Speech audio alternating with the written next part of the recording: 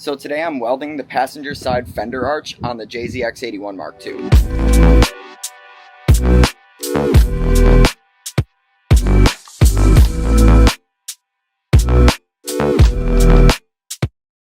So I went ahead and cut the fender after taking multiple measurements as to where I want the arch to be. When I placed the driver's side arch, I also did the passenger side arch, so I was in the same frame of mind when I took all the measurements and made all the placement adjustments for it.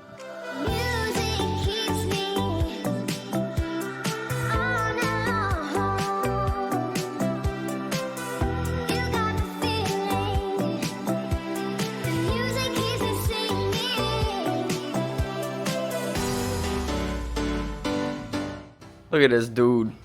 Look at how clutch this dude is. I ran out of welding gas welding up the arch, and Dom came to the rescue and brought his welding gas. Look at this, man. You're the best.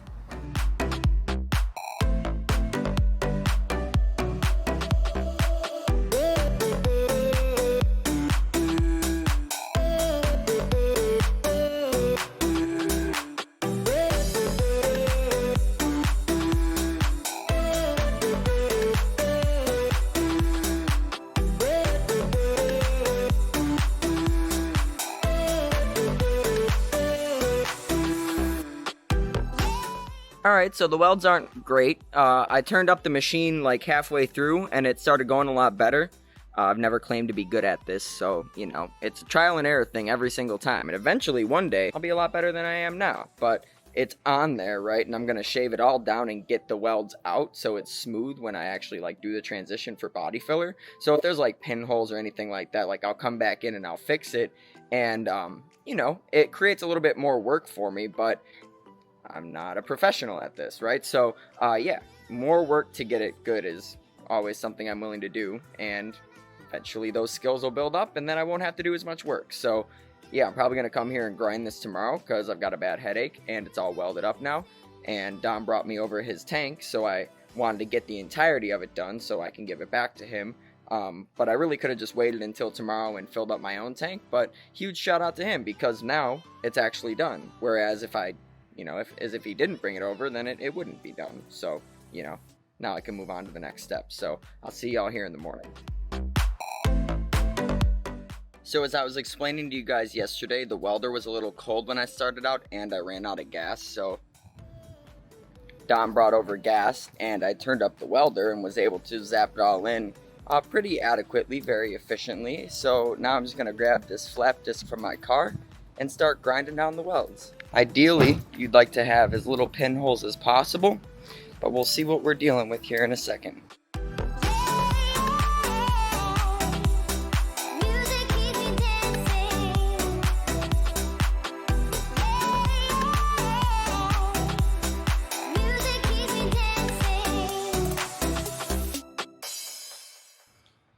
Alright, so I got a second pass of welds put on the arch and ground back down. I might have taken a clip of it. If I have, you would have seen it by now. And if not, well, you know that that's what I did. So I did one original pass with the Cleco clips on to get it solid in place, ground that all down, went back and filled in any pinholes that I was uncomfortable with, because if you have pinholes and you fill over them, there's nothing backing the filler to prevent it from sinking in eventually and failing. In an ideal world, you would TIG weld this arch onto the fender and then grind it down and blend it all together. But I'm not a good TIG welder. Nor do I have a TIG welding machine, and all I can work with is my Miller 211, which I specifically bought for the arches on this car. So though it does create more work because you're putting down more welds and doing more grinding, it helps you learn how to do it better. So it's not really a big deal, but at the end of the day, I know personally that if I had the ability to hire a TIG welder to take care of these fenders for me, they'd be a whole lot cleaner. But that's alright, because this is the process we're going to follow, and we're gonna go with it. So I got my U-pull fiberglass filler, and I'm gonna go ahead and put a layer of that on the arch so I can start filling it in and blending it in.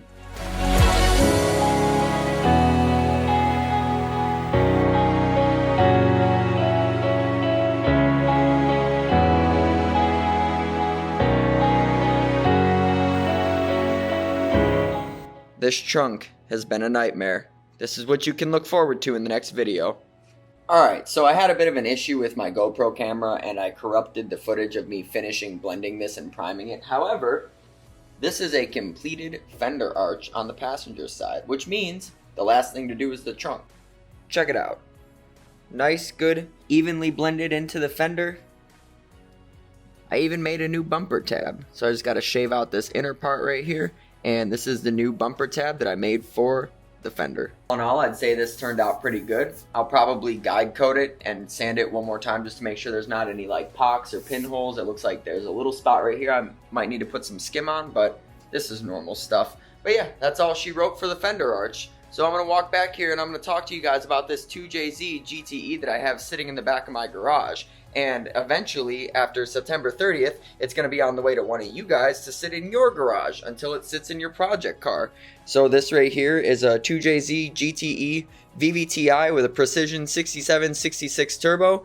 And it's also got a standalone harness, a standalone ECU, a single turbo manifold, and a bunch of other goodies valuing at over like 15 grand. And you can enter to win that by purchasing a t-shirt at shopdabitat.com. Every $5 you spend gets you one entry into the giveaway, and I'll be announcing the winner on September 30th when I enter all the entries into a randomizer and select one. So, one shirt costs $30. It gets you 5 entries or 6 entries? Yeah, bad at math. 6 entries for one purchase of a shirt, unless you buy the MR2 shirt, which is discounted at $25, which is 5 entries. So you have a better chance at winning, right? I'm going to pull one entry. So if you buy one shirt, you get 6 chances to win, right? And if you buy more than one shirt, then you're just increasing your odds tenfold. So make sure you guys get over to shopdabitat.com or dabitat.com because we got some 6 shirts over there. And those shirts support my channel and potentially give you the chance to win a 2JZ GTE. So worst case, you're supporting me. Best case, you win a $15,000 engine. So with that being said, y'all have a great night, and we'll see you in the next video.